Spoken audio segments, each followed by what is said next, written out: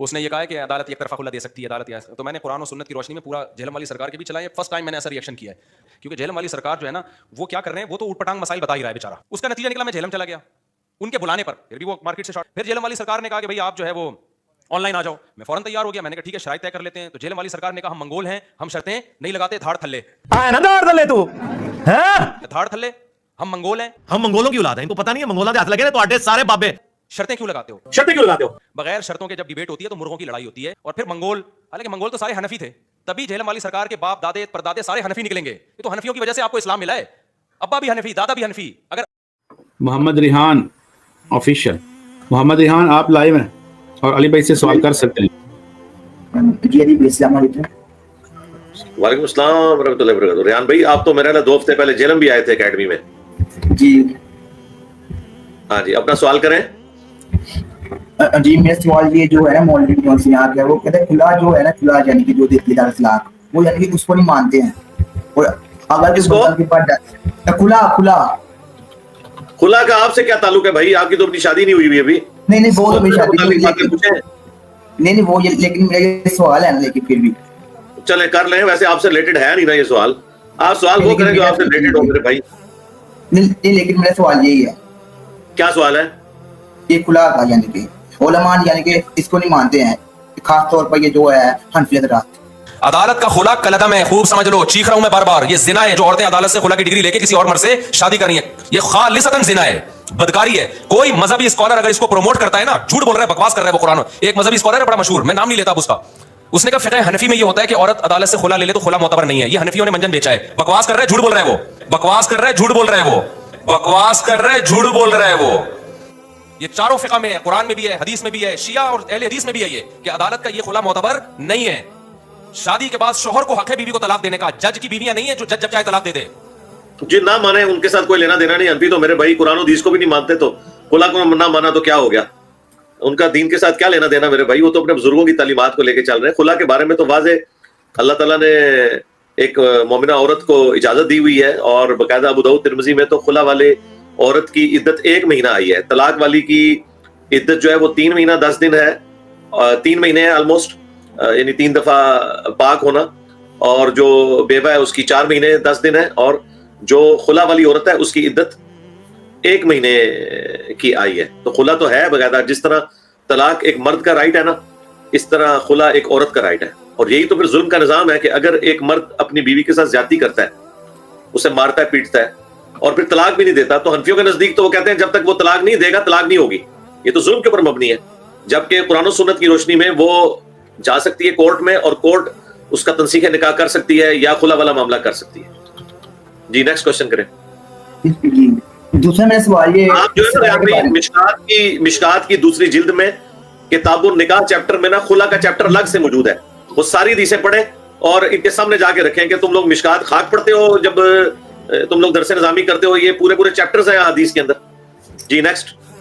جی میرا دوسرا سوال یہ استخارے کے بارے میں ہے, کیونکہ علماء کہتے ہیں کہ آپ دعا کریں پہلے عشاء کے بعد جو نفل پڑھیں اس کے بعد دعا کریں, دعا کرنے کے بعد آپ جائیں سو جائیں, اس کے بعد آپ کو یعنی خواب آئے گا. خواب میں اگر آپ دیکھیں بلیک کلر تو یہ غلط ہے, اگر آپ دیکھیں سفید کلر تو صحیح ہے. لیکن آپ تو ان چیزوں کو بالکل نہیں یعنی کہ نہیں مانتے ہیں, لیکن خواب آتا ہے اللہ کی طرف سے. نہیں بالکل جھوٹ ہے, ایسی کوئی بات نہیں. جی جھوٹ ہے بالکل. آپ مشکات کی پہلی جلد میں, جی میں سوال ہو گیا نا آپ کا, میں جواب دے رہا ہوں نا. مشکات کی پہلی جلد میں اس نماز استخارہ والا چیپٹر نکالیں. صحیح بخاری سے وہ حدیث مشکات کی پہلی جلد کے اندر موجود ہے جس میں استخارہ کا طریقہ لکھا ہوا ہے. اس میں واضح الفاظ ہے کہ فرض کے علاوہ 2 رکعتیں پڑھنی ہیں. اس میں عشاء کی کوئی شرط نہیں, کسی بھی فرض نماز کے بعد آپ نے 2 رکعتیں پڑھنی ہیں, یا فرض نماز کے علاوہ کسی بھی وقت آپ جو 2 رکعت نفل پڑھیں, اس کے بعد دعا استخارہ کریں. اور اس استخارہ کی دعا میں باقاعدہ یہ الفاظ ہے کہ اللہ اگر یہ معاملہ میرے لیے میری دین دنیا معیشت اور آخرت کے اعتبار سے بہتر ہے تو میرے لیے اس کو آسان کر دے, اور اگر یہ بہتر نہیں ہے تو مجھے اس سے دور کر دے, اس کو مجھ سے دور کر دے, اور مجھے اپنی رضا پہ راضی بھی کر دے. یہ دعا ہے بس, یہاں پہ حدیث ختم ہو جاتی ہے. اس کے بعد نبی علیہ السلام نے کوئی نہیں فرمایا کہ خواب میں اشارہ آئے گا یا کوئی رنگ دکھائی دے گا. اگر وہ رنگ دکھائی بھی دے تو اس کا کوئی استخارے سے تعلق نہیں ہے. استخارہ تو بیسیکلی نماز پڑھ کے ایک دعا ہے جس کے بعد آپ اللہ تعالیٰ سے یہ دعا کرتے ہیں کہ اگر یہ معاملہ میرے لیے آسان ہے تو اسے آسان کر دے, ورنہ اس کو میرے اعتبار سے ختم کر دے. تو اللہ تعالیٰ حالات و واقعات ایسے بنائے گا کہ وہ کام آپ کا मुकम्मल नहीं हो पाएगा अगर आपके लिए नुकसानदेह है, और अगर आपके लिए अच्छा है तो वो अल्लाह ताला उसको आपके लिए आसानी कर देगा। ये है उसमें, ठीक है। ये बाकी कुछ भी नहीं है, ये खुद से इन्होंने बनाया हुआ है, कहीं नहीं लिखा हुआ। इनसे पूछे ना कहाँ लिखा हुआ है, पर इन्होंने ज़रब तक़सीम खुद से जोड़ी नहीं है साथ। यही तो मसला है इन लोगों का कि ये लोग दीन के अंदर खुद से चीजें दाखिल करते हैं और उल्टा हमसे आके पूछ रहे होते हैं कि जनाब ये बताएं, हम तो ये सुना है। भाई जो तुमने सुना है वो तो कहीं लिखा नहीं हुआ, हम तो जो आपको एक एक बात बता रहे हैं लिखी हुई है, और अपनी तरफ से नहीं बता रहे हैं, उन किताबों से बता रहे हैं जो आपके दरस निज़ामी के कोर्स में पढ़ाई जाती है। मिशकात शरीफ आखिरी साल में दौरे हदीस में पढ़ाई जाती है, बुखारी मुस्लिम अलग से भी पढ़ाई जाती हैं, लेकिन वो बस दौरे हदीस होता है सिलेक्टिव स्टडी होती है। ठीक हो गया? ठीक है, आपके दो सवाल हो गए। जज़ाकल्लाह, बहुत बहुत शुक्रिया। अस्सलाम वालेकुम रहमतुल्लाहि व ओके, जी नेक्स्ट अली भाई हमारे साथ अबू जहल भाई हैं, मोहम्मद अबू जहल भाई। अस्सलाम वालेकुम, अपना माइक अनम्यूट करें भाई, कहाँ से हैं आप, और लाइव है सवाल करें। अस्सलाम वालेकुम रहमतुल्लाहि व बरकातहू। अली भाई वालेकुम अस्सलाम रहमतुल्लाहि व बरकातहू। ये नाम क्या आपके माँ बाप ने रख दिया भाई? मेरी तो समझ से बाहर है ये नाम। ये तो अबू जहल ही पढ़ देना किसी ने इसको, फिर आप क्या करेंगे? अली भाई अब क्या करें, अब नाम रख दिए तो। नाम क्या है वैसे आप बताएं ना, आपका नाम है तो हम आपसे ही पूछेंगे ना मेरे भाई। अबू जहल है, अबू जहल। तो ये असल में लफ्ज है अबू जर गिफारी वाला रखा होगा। जी जी, उसमें अब क्या हो गया कि आईडी में अबू जहल हो गया ना, इसीलिए थोड़ा दिक्कत हो जाता है। अब चेंज करवाने के लिए सब आईडी वगैरह में सब हो गया। ये है अबू जर, जाल रा, यानी अबू जर गिफारी की निस्बत से। तो वो मेरे ख्याल है जिस तरह इंडिया में उर्दू का भी बहुत मसला है ना लोगों को, वो अबू जर को अबू जहल पढ़ देंगे, ठीक है। इस तरह वो गाफ और काफ का फर्क भी उनके लिए मुश्किल हो जाता है। मुझे तो ओवरऑल लगा है कि पाकिस्तान के लोगों की उर्दू ज्यादा ही बेहतर है। अगर आप डिक्शनरी के पॉइंट ऑफ व्यू से देखें तो पाकिस्तान के लोगों की उर्दू ज्यादा अच्छी है। जी जी, तो अली भाई हम नेपाल से हैं, इंडिया से नहीं, नेपाल से। अच्छा अच्छा, नेपाल से। नहीं, इंडिया में भी यही कुछ होता है, यही इस तरह के नाम चल रहे होते हैं। अच्छा, जी, नेपाल से कोई नेपाल से रहने वाले आपसे इंडिया से माइग्रेट होके गए हैं? जी, बॉर्डर के करीब है ना, इसीलिए। अच्छा अच्छा अच्छा, ठीक ठीक। अच्छा, सवाल करें अपना। जी जी, सवाल मेरा ये था अली भाई की जैसे कि विरासत के हवाले से था कि जैसे कि हम लोग कमाते हैं, जैसे 4 भाई हम लोग हैं, 5 भाई है, तो बड़ा भाई हम घर के हैं, ठीक है, तो कमा रहे हैं और घर का खर्चा भी चला रहे हैं, ठीक है, और कुछ सेविंग भी कर रहे हैं। अगर वो कुछ सेविंग करने के बाद अगर मैं कोई चीज़ खरीद रहा हूँ, जैसे कहीं जगह ले लिए या कोई कंपनी, कोई फैक्ट्री खोल लिए या कोई दुकान खोल लिए, तो अगर मेरा भाई, अगर ज्वाइंट फैमिली से अभी मैं हूँ, तो बाद में मेरा भाई बोले कि नहीं उसमें से मुझे भी चाहिए, तो क्या उसको देना पड़ेगा? कमाया किसने? जी, वो मैंने कमाया है। हाँ, तो जो बाकी आपके ऊपर आपका भाई कुछ लगा भी रहा है कि नहीं? जी नहीं, वो भी खर्चा कर रहा है, जैसे कि मैं भी फैमिली पे कुछ खर्चा करता हूँ और कुछ सेविंग करता हूँ, वो भी कुछ खर्चा करता है, या कुछ वो ज्यादा खर्चा करता है या मैं कुछ ज्यादा खर्चा कर देता हूँ। नहीं, ये तो आपस में आपको तय करना है ना मेरे भाई, ये तो आपका आपस का मामला है ना। हो सकता है कि आपके घर के खर्चे में ज्यादा कंट्रीब्यूट आपका भाई कर रहा हो, फिर तो वो कहेगा कि मैं घर पे ज्यादा रकम मैं लगा रहा हूँ तो मुझे उसमें से दो, ये आप आपस में तय करें। इन प्रिंसिपल ये है कि जो आप कमाते हैं उसके मालिक आप हैं, जो वो कमाता है उसके मालिक वो है। एक दूसरे से आप ले नहीं सकते। लेकिन अगर कहीं कंबाइंड फैमिली सिस्टम है तो फिर आपको खर्चा भी बराबर का ही करना है ना। ये तो नहीं कि खर्चा आपका भाई करता रहे और आप पैसे जोड़ते रहे, ये आपने खुद तय करना है। ठीक हो गया? सेकंड क्वेश्चन करें। जैसे कि तलाक बोला जाता है कि मैं तलाक दे दिया बीवी को, जैसे बोला जाता है तलाक दे दिया तुझे, तो ये हिंदी में भी बोलने पे हो जाता है, और जैसे नेपाल का भाषा इस नेपाली में भी देने पे हो जाता है, या सिर्फ तलाक बोलना पड़ता है? तलाक लफ्ज जो है वो, चाहे उसको तलाक को, जैसे ये अबू जर को अबू जल भी कोई बोल दे, तलाक को तलाक कोई बोल दे, कोई भी गलत तरीके से लफ्ज अगर तलाक वाले लफ्ज बोल रहे हैं ना तो फिर तलाक हो जाती है। ठीक हो गया? तो अली भाई इसे हिंदी में कैसे यूज किया जाएगा? हिंदी का तो मुझे नहीं पता, उर्दू में तो तलाक ही कहते हैं। तलाक तो आपने तलाक क्यों देनी मेरे भाई? क्या गलत काम करने लगे आप? नहीं, जैसे होता है ना कि कोई बोल देता है ना, जैसे हम लोग के भाषा में तो ये तलाक बोलने पर ही होगा, या हम लोग के भाषा में भी अगर कोई नहीं बोल देता है कि जाओ तुम्हें नहीं रखना है, छोड़ दिया, या नहीं रखूंगा, ऐसे बोल देता है, तो इससे भी हो जाता है। तो तलाक तो नहीं होती ना, छोड़ दिया तलाक हो सकती है। तलाक के लफ्ज से अलावा अगर कोई आप लफ्ज बोलते हैं तो फिर आपकी नीयत का एतबार होगा कि छोड़ दिया से मुराद तलाक ले रहे हैं या वैसे मुहावरतन बात कर रहे हैं। अगर नीयत थी 3 तलाक की और बीवी को कहा कि तुम्हें मैंने छोड़ दिया, तो तीनों तलाकें हो जाएगी। और अगर तलाक की नीयत नहीं थी तो इस तरह कहने से तलाक नहीं होगी। तलाक के अलावा किसी भी और तरीके से तलाक देने में नीयत का एतबार होता है। ठीक हो गया? ठीक है, आपके सवाल हो गए अबू जहल भाई। جزاک اللہ. اوکے اللہ حافظ. حافظ نعمان بھائی ہمیں جان کے السلام علیکم. حافظ صاحب آپ آن لائن ہیں, علی بھائی سے سوال کر سکتے ہیں, آپ لائیو ہیں. 1 منٹ اپنا مائک ادھر سے ان میوٹ کریں نا آپ نے. السلام علیکم علی بھائی, کیسے ہیں آپ؟ جی وعلیکم السلام ورحمۃ اللہ وبرکاتہ. جی آپ سب کہاں سے ہیں آپ؟ میں علی بھائی آئرلینڈ سے ہوں. تو لاسٹ منتھ میں آیا ہوا تھا پاکستان, سو آپ سے مل کے گیا تھا, اکیڈمی میں آیا تھا.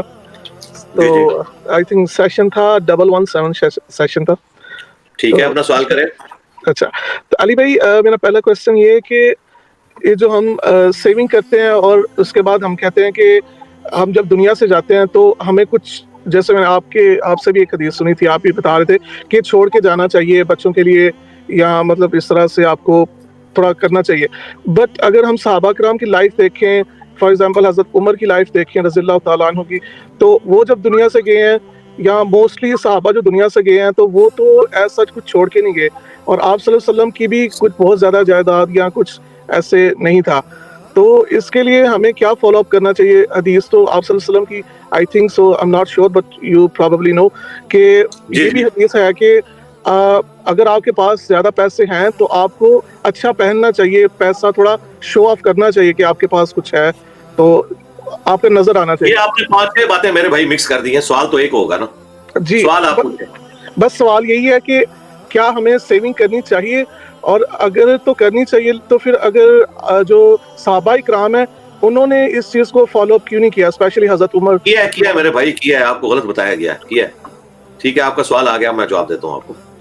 پہلی بات تو یہ ہے کہ صحابہ کرام علیہم رضوان, جن چند ہستیوں کا آپ ذکر کر رہے ہیں نا, ان کی زندگی زہد میں گزری, لیکن صحابہ کرام اپنے پیچھے ایک ویلفیئر اسٹیٹ چھوڑ کے گئے تھے, جس میں اسٹیٹ کی ذمہ داری تھی کہ وہ اپنی رعایا کا خیال رکھتی تھی. آج کل اسٹیٹس اس طرح کی نہیں ہیں. شاید یورپ امریکہ میں کسی درجے تک ہو, میجورٹی جگہ پہ تو ایسی صورتحال نہیں ہے. لہٰذا وہ اگزامپل دینا تو اس اعتبار سے بنتا نہیں. دوسری بات, یہ حدیث ہے بخاری اور مسلم میں, حضرت سعد بن ابی وقاص کہتے ہیں کہ فتح مکہ کے موقع پر میں اتنا بیمار ہوا کہ مجھے لگا کہ میں اب مر جاؤں گا. تو نبی الاسلام میری عادت کو آئے, تو میں نے کہا یا رسول اللہ, میں چاہ رہا ہوں کہ میری ایک بیٹی ہے, تو میں سارا مال اللہ کی راہ میں خیرات کر دوں, کیونکہ بیٹی کی تو شادی ہو جانی ہے. تو آپ علیہ السلام نے فرمایا کہ آپ نے اجازت نہیں دی. پھر انہوں نے کہا میں 2/3 مال کر دیتا ہوں, 1/3 اپنی بیٹی کے لیے چھوڑ دیتا ہوں. آپ نے اس کی بھی اجازت نہیں دی. پھر کہا آدھا مال, اس کی بھی اجازت نہیں دی. بڑی مشکل سے 1/3 مال کی اجازت دی کہ وہ اللہ کی راہ میں خیرات کیا جائے. 2/3 اپنی اولاد کے لیے, اور وہ اولاد بھی ایک بیٹی تھی, اس کے لیے چھوڑ کے مرو. پھر آپ نے فرمایا کہ تم کیا چاہتے ہو کہ تمہاری اولاد تمہارے مرنے کے بعد لوگوں سے مانگتی پھرے, تو اس کے لیے چھوڑ کے مرو. تو یہ تو حدیث بخاری مسلم دونوں میں ہے. تو یہ نبی علیہ السلام کی تعلیم ہے. باقی آپ علیہ السلام کا یا چند صحابہ کا زہد اختیار کرنا وہ شریف فتویٰ نہیں ہے, وہ ان کے اپنے ذاتی معاملات ہے, تقویٰ ہے, پرہیزگاری ہے, پھر سرکمسٹانسز والا معاملہ بھی ہے. اب نبی علیہ السلام جب اپنی بیویوں کو چھوڑ کے دنیا سے تشریف لے گئے ہیں, تو پیچھے نبی علیہ السلام کے لیے مال غنیمت میں سے اہل البیت کو تو حصہ پہنچتا تھا نا, تو ان کا سورس آف انکم کا تو بندوبست کیا ہوا تھا نا آپ علیہ السلام نے. حضرت عبد الرحمن بن عوف بھی نبی علیہ السلام کی بیویوں کو خرچہ دیتے تھے نبی علیہ السلام کی وفات کے بعد. تو پورا ایک سسٹم ڈیولپ کیا ہوا تھا نا. اور باقی جو آپ نے کہا کہ صحابہ کرام کی عموماً سارے صحابہ کے ساتھ یہ معاملہ نہیں تھا زہد والا, یعنی صحابہ کرام کی تو بڑی بڑی جدادیں بھی تھیں. جب اللہ تعالیٰ نے وسعت دی ہے تو بہت زیادہ, یعنی بخاری میں جو حضرت زبیر رضی اللہ تعالیٰ عنہ جنگ جمل سے ایک دن پہلے اپنے بیٹے عبداللہ ابن زبیر کو بتاتے ہیں, تو وہ تو ان کے وہ ایسٹس جو ان کے پاس یعنی لوگوں نے رکھوائے ہوئے تھے مانتن, ان کی جو مالیت ہے وہ اربوں میں ہے, کروڑوں میں نہیں ہے, اربوں میں, بلینز میں, کیونکہ اس زمانے میں بینک تو نہیں ہوتے تھے, اور وہ سارا انہوں نے خرچ دیا ہوا تھا. اب واللہ عالم انہوں نے مطلب رشتہ داروں کو دیا, غریبوں پہ لگایا, کس طریقے سے خرچ کیا. تو انہوں نے اپنے بیٹے کو نصیحت کی تھی کہ بھئی میرے مرنے کے بعد جو ہے نا میرا قرض تم نے اتارنا ہے. تو یہ اس طرح بھی معاملہ نہیں ہے جس طرح آپ کو بنا کے پیش کرتے ہیں یہ لوگ, اس طرح نہیں ہے. اور آخری بات یہ ہے کہ یہ جو لوگ ہمیں یہ ساری باتیں بتا رہے ہوتے ہیں, ان کی اپنی زندگی اس طرح کی ہے. ان کی آپ سٹینڈرڈ دیکھیں ذرا لائف کا, ان کی جو تنخواہیں ہیں وہ 20,000 25,000 ہیں پاکستانی علماء کی, اور ان کا آپ رہن سہن دیکھیں تو یہ 1 گھنٹے میں 25,000 روپیہ خرچ کر دیتے ہیں, ایک دن میں نہیں. بالکل, یعنی میں آپ کو بتاؤں, میں ایسے علماء کو جانتا ہوں جنہوں نے مجھے خود بتایا کہ جی ہم تو صرف چیریٹی میں جو ہے نا 5-10 لاکھ روپیہ تو مہینے کا چیریٹی میں دیتے ہیں. میں حیران ہو گیا کہ یار اس بندے کی ایک مسجد میں جامعہ مسجد کا خطیب ہے, اور پاکستان میں اسلام آباد میں بھی کوئی جامعہ مسجد ہو نا تو 30-40 ہزار سے زیادہ تنخواہ نہیں بنتی جامعہ مسجد کے خطیب کی, اور وہ کہہ رہا ہے میں 5 سے 10 لاکھ روپیہ تو انجینئر صاحب صرف چیریٹی میں دیتا ہوں. تو جو 5 سے 10 لاکھ روپیہ مہینے کا چیریٹی میں دے رہا ہے وہ اپنے اوپر کتنا لگا رہا ہوگا. اور اگر اس سے پوچھا جائے کہ بھی تیری تنخواہ جو ہے وہ تو مہینے کی 50,000 بھی نہیں بنتی, تو 10 لاکھ روپے کہاں سے چیریٹی میں خرچ کرتا ہے؟ اپنی جیب سے نہیں کر رہا, وہ لوگوں سے لیتا ہے. ٹھیک ہے, 30-40 لاکھ روپے لیا, 10 لاکھ خرچ کر دیا, 20-30 لاکھ اپنے اوپر لگا لیا. اس کا ثبوت ہے کہ گاڑیاں انہوں نے کروڑوں میں رکھی ہوتی ہیں. ٹھیک ہے, پورے اسلام آباد کے ائمہ مساجد اور خطباء کی تنخواہیں بھی جمع کی جائیں پھر بھی ایک گاڑی نہیں وہ لی جا سکتی جو ان خطیبوں نے ایک گاڑیاں رکھی ہوئی ہیں.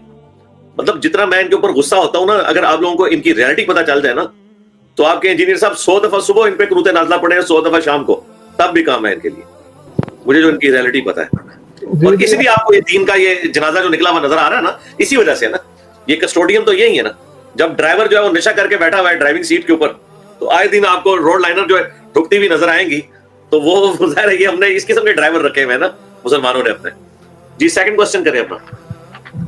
سیکنڈ کوسچن علی بھائی یہ ہے کہ جیسے ہم لوگ آواز کم آ رہی ہے آپ کی. اچھا اب آ رہی ہے ٹھیک سے؟ آپ ٹھیک ہے. اچھا, ابھی میں جیسے کہہ رہا تھا کہ ہم لوگ فارن میں رہ رہے ہیں یا پاکستان میں بھی لوگ رہ رہے ہیں, تو جو لوگ صرف اپنے اعمال کر رہے ہیں, نماز پڑھ رہے ہیں, زکوٰۃ دے رہے ہیں, اپنے دین اسلام کے ارکان فرائض جو ہے وہ سر انجام دے رہے ہیں, کیا ایک مسلمان کی زندگی میں تبلیغ بھی ایک فرض ہے؟ اگر وہ فرض ادا نہیں کرتا تو کیا وہ گناہ کا مرتکب ہو رہا ہے؟ جیسے میں کل مولانا اسحاق صاحب کا بھی بیان سن رہا تھا, تو وہ کہتے جن فتح مکہ کے بعد کچھ اس طرح سے بتا رہے تھے, جو صحابہ نہیں, یا جو لوگ جنگ میں شریک نہیں ہوئے, یا جنہوں نے تبلیغ یا جنہوں نے اسلام کو پھیلانے کے لیے کوششیں نہیں کی, وہ منافق ہیں یا کچھ اس طرح سے بول رہے تھے. چلے وہ تو مجھے نہیں پتا کیا بولا, ان کی طرف تو میں کوئی بات منسوخ نہیں کرتا. آپ مجھ سے شرعی مسئلہ پوچھیں تو شرعی مسئلہ یہ ہے کہ جو آپ کے اوپر اوبلیگیشن ہے, ذمہ داری ہے پرائمری, وہ قرآن میں آ گیا, قوا انفسکم واہلیکم نارا, بچاؤ اپنے آپ کو اور اپنے گھر والوں کو جہنم کی آگ سے. یہ ہر مسلمان کی ذمہ داری ہے. اب اس سے ہٹ کے بڑے لیول کے اوپر کام کرنا یہ عام مسلمان کی ذمہ داری نہیں ہے. جس کو اللہ تعالیٰ لاتو واقعات دے گا اس نے وہ کام کرنا ہے. جس طرح ہم نے ائمہ مساجد خطباء رکھے ہوئے ہیں, وہ دین کے لیے وقف ہوئے ہیں, ان کی تنخواہیں ہم لوگ دیتے ہیں. یہ ان کی ذمہ داری ہے کہ وہ بڑے لیول کے اوپر تبلیغ کا کام کریں گے. اور جس بڑے لیول پہ ہمارے پلیٹ فارم کی آواز پہنچی ہے, یہ تو اللہ تعالیٰ کی کوئی غیبی مدد کسی کے ساتھ ہو تو وہ ہو سکتا ہے, ادروائز ایک انسان کتنی محنت کر سکتا ہے. تو ہر بندے نے تو انجینئر محمد علی مرزا یا ڈاکٹر ذاکر نائک یا ڈاکٹر اسرار یا مولانا مودودی تو نہیں بننا, یا مولانا اسحاق. یہ تو اللہ تعالیٰ جس پہ کرم فرمائے گا اس کو اپنے دین کے لیے اس اعتبار سے قبول کر لے. عام آدمی کی ذمہ داری یہ ہے کہ اپنے حلقہ اثر میں, اپنے دوست احباب میں جن کے ساتھ اٹھتا بیٹھتا ہے, بس ان تک اپنی بات پہنچائے. ہر بندے دوسرے بندے تک پہنچانا یہ ضروری نہیں ہے. ٹھیک ہو گیا؟ چلو ٹھیک ہے. آپ کے 2 سوال ہو گئے بھائی. جی 2 سوال پورے ہو گئے نا بھائی. میں نے اتنا کمپریہنسو جواب دیا کہ اس میں اب آپ نے کیا نکالنا ہے. بس ایک چھوٹی سی بات ہے کہ جیسے آپ صلی اللہ علیہ وسلم نے ایک صحابی آپ کے پاس آئے اور آپ نے ان کو فرمایا کہ صرف جو ہے وہ آپ 5 وقت کی نماز پڑھیں اور آپ رمضان کے روزے رکھیں اور جو فرض زکوٰۃ ہے وہ ادا کریں تو آپ سیدھے جنتی ہیں. تو اس میں تو انہوں نے تبلیغ کے بارے میں کچھ بھی نہیں کہا ان کو کہ آپ کو تبلیغ بھی کرنی ہے, اپنے آس پاس جو گھر کے لوگ ہیں ان کو بھی آپ جی وہ میرے بھائی اس میں تو حج بھی کوئی نہیں ہے, اس میں تو حج بھی کوئی نہیں ہے. تو وہ کیوں نہیں ہے حج؟ اس لیے کہ حج فرض نہیں ہوا تھا اس وقت. ٹھیک ہو گیا؟ تو ہم جو بتا رہے ہیں یہ قرآن میں لکھا ہے, الا الذین آمنوا وعملوا الصالحات وتواصوا بالحق وتواصوا بالصبر. قرآن کہہ رہا ہے کہ سب ناکام ہے سوائے ان کے جو 4 باتیں پورے کریں گے, ایمان لائیں گے, نیک اعمال کریں گے. آپ کے تحت تو یہیں پہ دین ختم ہو گیا, لیکن قرآن کہتا ہے یہاں پہ دین ختم نہیں. وتواصوا بالحق, حق بات کی وہ وصیت کرتے رہیں گے, اور وتواصوا بالصبر, اور اس میں جو تکلیفیں آئیں گی اس پہ صبر کریں گے. ٹھیک ہو گیا؟ تو وہ جو آپ حدیث بتا رہے ہیں وہ بالکل نیچر اسلام کی ہے. اس وقت تو ظاہر ہے ابھی ایک سمجھ لیں اسلام ایوالو ہو رہا تھا نا, ابھی تو نازل ہو رہا تھا نا. آپ مجھے لا کے اس وقت کی کوئی بتائیں کہ جی اب میں آپ کو بتاؤں بخاری مسلم میں کہ صحابہ کرام نے شراب پی کے غزوہ بدر لڑی ہے. غزوہ احد میں حضرت جابر بن عبداللہ کے والد جو شہید ہوئے ہیں وہ انہوں نے نشہ کیا ہوا تھا کیونکہ اس وقت شراب حرام نہیں تھی. اور 6 مہینے بعد ان کی لاش جب قبر سے نکالی گئی ہے بالکل سلامت تھی. تو وہ شراب حرام نہیں تھی. تو وہ آپ جو فائنل ایوالوڈ دین کی شکل ہے اس میں بات کریں. ٹھیک ہو گیا؟